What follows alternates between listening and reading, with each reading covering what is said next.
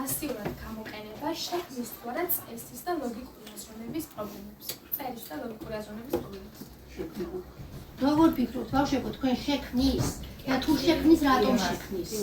თქვენ როგორ მოიხმართ, როგორ გამოიყენებთ, რა კუთხით ხმართ? იმიტომ რომ ადამიანი როცა განმავლობაში როცა გამოიყენებს და მიეჩვევა და დამოკიდებული გახდება მასზე, ესე ვთქვათ, მე ვიფიქრებ, რომ ჩემი აზრი აღარ არის საჭირო და იმდენად მიეჩვევა როცა განმავლობაში, რომ საერთოდ არაფრად არ ჩააგდებს თავის აზროვნების მიერ და თავის აზრს. რა თქმა უნდა, ეს ყველაფერი ძალიან ცუდი იქნება. მას არ შეუძლია ემოციის დავრა, ხო? არ შეუძლია ემოციის დავრა. ჩვენთვის სასარგებლო სანდო ინფორმაცია მოვიღოთ ნებისმიერი წყაროდან, რომელიც დაგვეხმარება ჩვენ განვითარებისთვის. განვითარებისთვის და სიახლეებს აუწყობთ ძალიან კარგად ფეხს. არა, მოლესანა ბავშვი მეხდება ის ძირფასი დრო არ უნდა გადაგაკეთო. ნამდვილად ფიქრობ რომ რაღაც. ამისთვის აქვს ეს ხელოვნური ინტელექტის დრო მოვიდა. საბიბლიოთეკო კვირეულის ფარგლებში მერვე საბავშვო ბიბლიოთეკამ და 25 საქალაქო ბიბლიოთეკამ გამართეს ერთობლივი ღონისძიება თემაზე მედია, წიგნიერება და ხელოვნური ინტელექტი.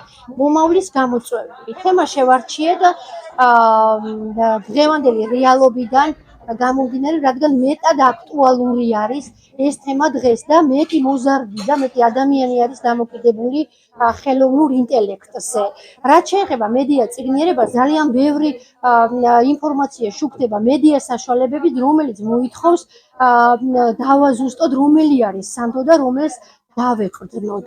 ღონისძიება გაიმართა მეტად საინტერესოდ, რადგან სხვადასხვა ასაკის ბავშვები იყვნენ ჩართული, იყო მრავალწლოვანი დატვირთული ღონისძიება, წარმოდგენილი იყო სლაიდები, იყო ვიდეო გაშუქება, გაიმართა ცოცხალი დისკუსია და ვფიქრობ, რომ ასეთი შეხვედრები მრავლად უნდა გაიმართოს და მართავთ კიდევ და კმაყოფილი ვართ დღევანდელი ღონისძიების როგორც ორგანიზატორები, ასევე დამსწრები.